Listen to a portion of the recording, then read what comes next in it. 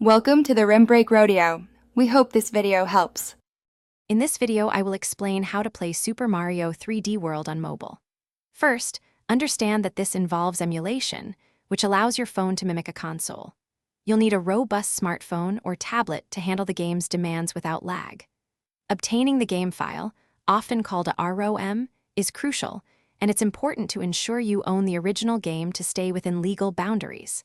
This process opens up a world of classic gaming on the go. Next, selecting the right emulator is key. There are several options available, so research which ones are highly rated and compatible with your specific mobile operating system, whether it's Android or iOS. Always download these applications from official or highly trusted app stores to avoid security risks.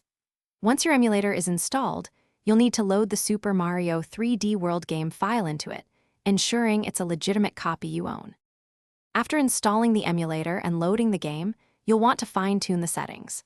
Dive into the emulator's configuration menu to optimize performance, adjusting things like resolution and frame rate to match your device's capabilities.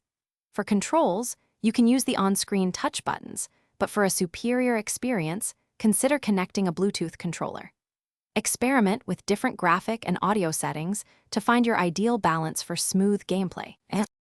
Finally, you might encounter some common issues like occasional lag or even crashes.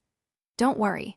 Often, these can be resolved by revisiting your emulator settings and making small adjustments, perhaps lowering the resolution or disabling certain features.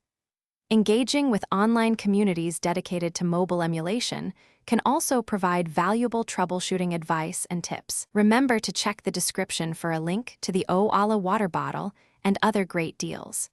With a little patience, you'll be enjoying Super Mario 3D World on your mobile device in no time. Thanks for watching. Consider subscribing if we helped you.